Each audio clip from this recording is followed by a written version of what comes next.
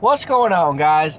Lone Driver Mike again, bringing you guys another video. Guys, what's going on? Guys, in this video, we're going to talk about Uber Eats cutting the pay in California. Now there's some other people saying they cut the pay in other parts of the country. So this is just for anybody who is having problems with Uber Eats cutting the pay. So we're going to talk about Uber Eats cutting the pay, and is it worth it? Like, is it still worth it to do Uber Eats? So guys, where I work is downtown. It's a downtown area. It's a very small little 3-mile radius, and I can ping pong back and forth from the restaurant to the drop off to another restaurant to another drop off.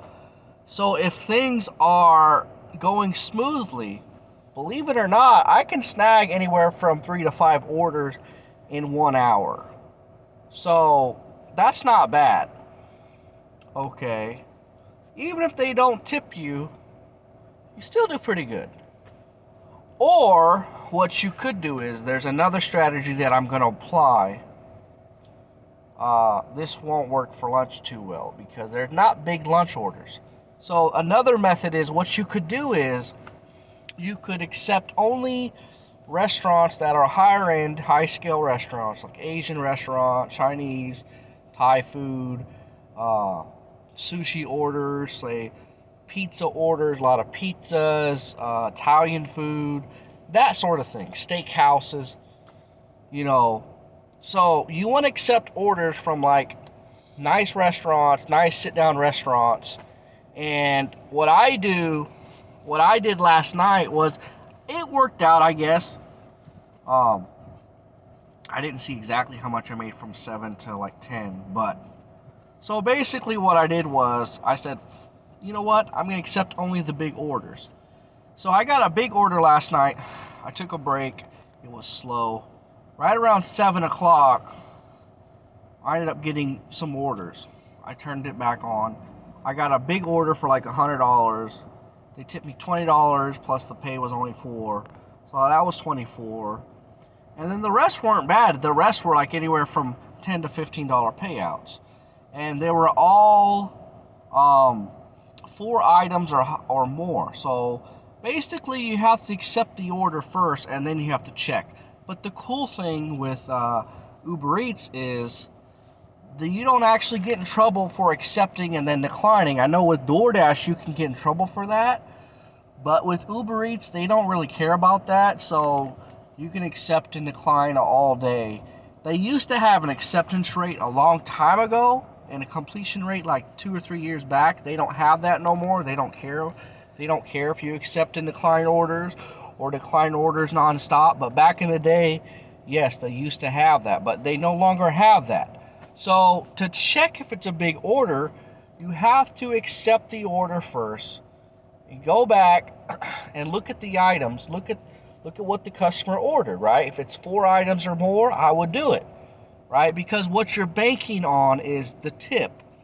So whatever the pay is, it's whatever. If it's close by, it's going to be close. Man, I got eyes, man.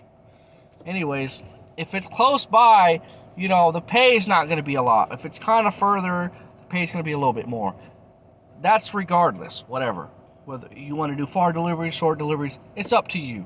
What I look at now is basically, well, especially for dinner time now, is it a big order? Like, is it going to be a big order? Because typically with Uber Eats, you got a percentage. The tip is usually 10 to like as high as 30%. Like, I ordered as a customer, like, you could basically, how the tip works is the percentage of the order. Well, 10%, 15%, 20, 25%, 30%. So the customer can click any of those, or they can go to custom amount and type in whatever amount, which they can do that, but most people are lazy. They're going to click either the cheapest one, or they're more generous. They'll click 15 or 20 or 25% tip, and they'll just leave it at that, right? So now on Uber Eats, the customer can tip before or after the order, and most people tip before the order. So on Uber Eats, you're almost guaranteed to get a tip. Just like DoorDash, that's how they have their system. Like, before you order, they already have the, I think Grubhub's also like that. You know, when you order, that's when it tells you to tip, right? And it's based off percentage of the order. So that's how Uber Eats is now. But they can also tip after they get their order. Like if they forgot to tip, they'll get a reminder, like say 30 minutes after they ordered, say, hey, or after they got their food, hey, you know, don't forget to rate and tip. So as far as what I've seen personally, from personal experience with Uber Eats, almost everyone's tipping. Like my tip rate's like, I would say 80 to 100%. So most people are tipping. So you could do one of two options for trying to make money on Uber Eats. You can shoot for the bigger orders, right? Accept the order and go back and check, see how many items. And you know, common sense. If they ordered lobster and steak and they ordered 3 or 4 or 5 of those, that's gonna be a big order. Like I took a 7-item last night from a Chinese. It didn't say the total subtotal, but you know, 7 items, that's roughly $100, almost 100 or just about $100. You know, Chinese, you know, a plate of orange chicken or fried rice or chow mein, you know, they charge about $10 or sometimes a little more. You know, so if they got a combination plate or whatever, so it's like anywhere from $10 to $15. So you know, you do the math. It's like, you know, that was probably about $100 order, give or take. He tipped $10 cash, $10 on the app, so that was $24. There was another one that was a sushi order, 5 rolls. The receipt was on I accepted. I clicked it. It said sushi, so I automatically accepted it. I looked at the items anyways. 5 rolls. Okay, cool. 4 items or higher. Took it. The receipt was on the bag.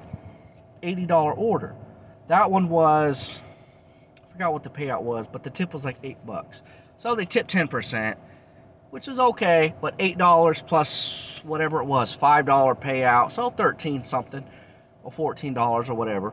So, you know, that's not bad. So that works too, but you're going to realize you're going to get a lot of small orders, like 1 or 2 or 3 items. Those, you know, whatever the pay is whatever, but what you're shooting for is bigger tips. That's why at night last night, it worked out. I think it worked out pretty good. Now for lunch, like right now, I'm declining anything under 4 items, and it's just not working out. So for lunch, what you want to do is, well, know your market. If you're getting big orders all throughout the day, then by all means, just accept all big orders and hope for those bigger tips, right? But in my market, I don't get big orders for lunch. Like during the daytime, I don't get big orders, rarely. So what I'm going to do is, my new strategy is, when I do lunch, I'm going to be accepting every order they throw at me, besides fast food.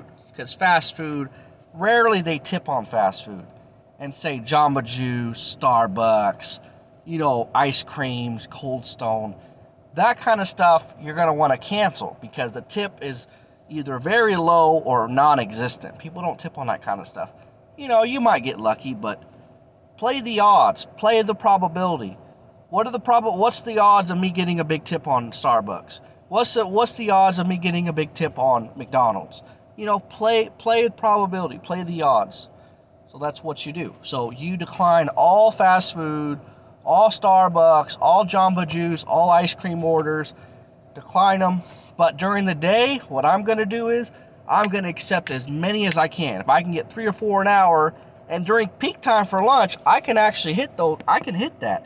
I can literally pick up anywhere from 3 to 5 orders every hour from like 11 to about 2 o'clock.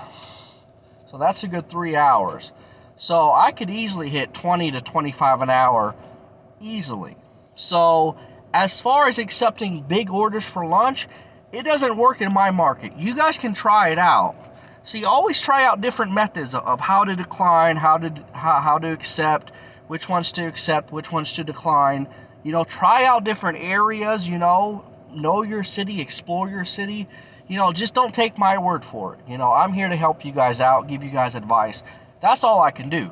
So with this new Uber Eats pay cut, it's like you have to change strategies. Like you can't do it like how you used to.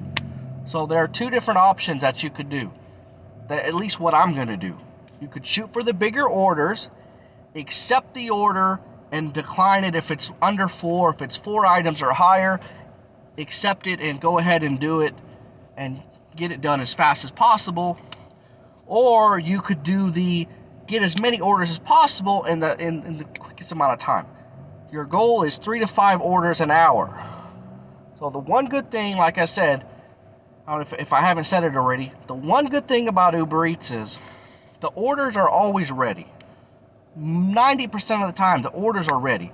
And let's say it's the other 10%, you get an order that's not even ready, they actually pay you for wait time. Like I did an order last night, and it was supposed to be $6 payout. New station, Chinese restaurant. It took so long. I had to wait probably a good 15 minutes. When I ended it, they actually pay you extra money because you waited at the restaurant for so long.